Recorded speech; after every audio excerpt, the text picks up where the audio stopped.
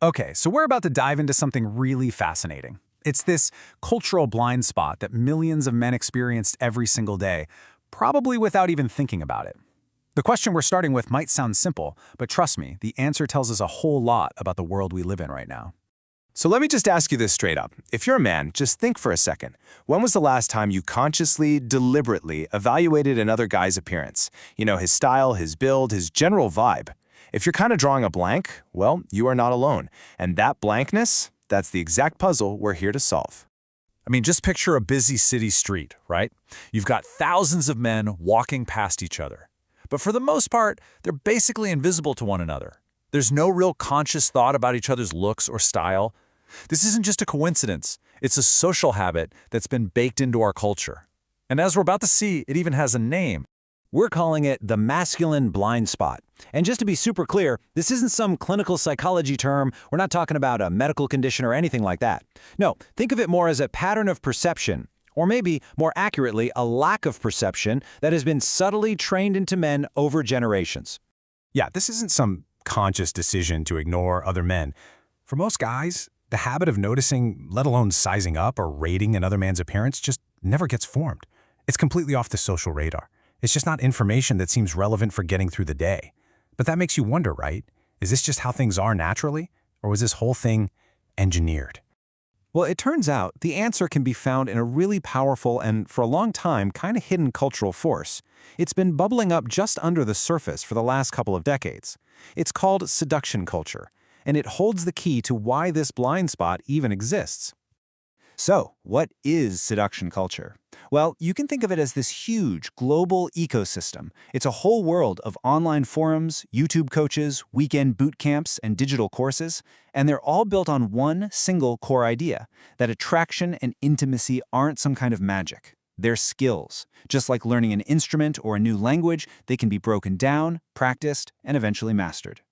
And this didn't just appear out of nowhere. It all started back in the early 2000s, deep in the shadows of the internet, with these little underground communities of so-called pickup artists.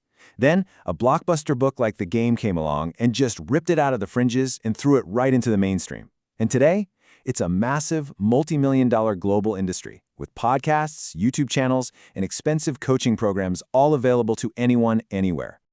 And this brings us to the really radical idea at the center of seduction culture. It completely reframes what it means to be a man by putting forward this revolutionary concept. Your masculinity isn't something you're born with. It's a project that you build.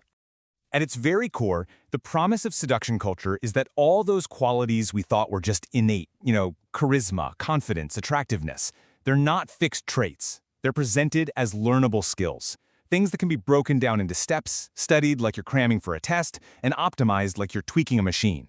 And that idea that you can actually engineer your own masculinity is unbelievably seductive. And it's the engine that powers this entire global business. And hey, this isn't just an outsider's opinion. A sociologist named Rachel O'Neill actually went undercover and embedded herself inside these communities, and what she found was pretty startling. She describes a world where intimacy is treated literally like work, a project of self-optimization. Dating becomes about maximizing your return on investment. Conversations are judged for their efficiency. It's like the logic of the free market got applied to the most personal parts of our lives. So this is what that actually looks like in practice. Masculinity basically becomes a product. Men are coached to brand their sexual identity, like they're a can of soda.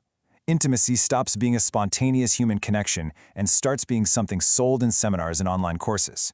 A man's identity becomes a strategic plan, where success is tracked with KPIs, key performance indicators.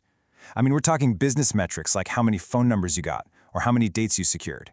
It's the total merger of self and capitalism.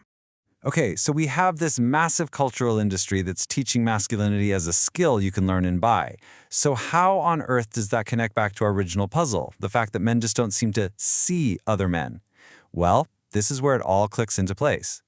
See, seduction culture pretty much engineers this blind spot through three main mechanisms. First, it completely redirects a man's attention. He gets trained to focus with this laser-like intensity on reading women's signals and behaviors, treating every social interaction like a code he has to crack. In that process, all the other men just fade into the background. They're just noise. Second, it frames every other man as the competition. A good-looking, stylish guy isn't someone to be admired. He's a rival you have to beat. And that makes genuine appreciation pretty much impossible. And third, this creates a really strange paradox. Men in these communities form these really tight bonds, but they go out of their way to avoid any real aesthetic recognition of each other. I mean, complimenting another guy's style would be awkward, maybe misinterpreted, and it distracts from the main goal. So what this does is it creates a fascinating shift in what academics call the male gaze. The traditional gaze is simple, right? It's directed outward at women. But seduction culture creates this new, much more complicated gaze. All of a sudden, men are looking really intensely at other men. They're studying their clothes, they're dissecting their body language, analyzing their confidence. But, and this is the absolute key, they're only doing it instrumentally. It's not about real appreciation, it's competitive analysis.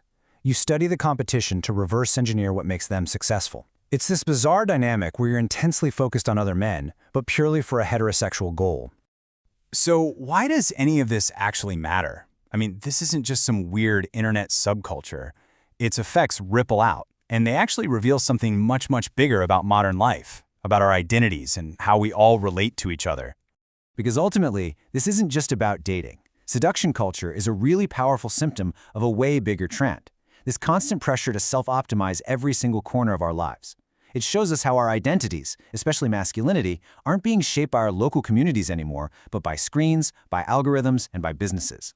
What used to be a shared, public identity built with the people around you becomes this private, lonely project that you work on by yourself in front of a computer screen.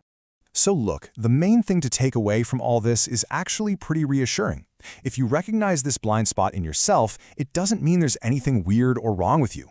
It just means you're a product of a really powerful cultural system, one that has been expertly designed to point your attention in a very specific direction, away from other men and toward this endless cycle of competition and self-improvement. Which leaves us with one final and, I think, pretty powerful question to ask yourself. It's not just about what you see, but about recognizing all the invisible things that shape how you see. So ask yourself, what kind of masculinity do I actually see out there in the world? And maybe more importantly, what kind of masculinity have I been trained day after day to completely ignore? The answer might just change the way you see yourself and other men forever.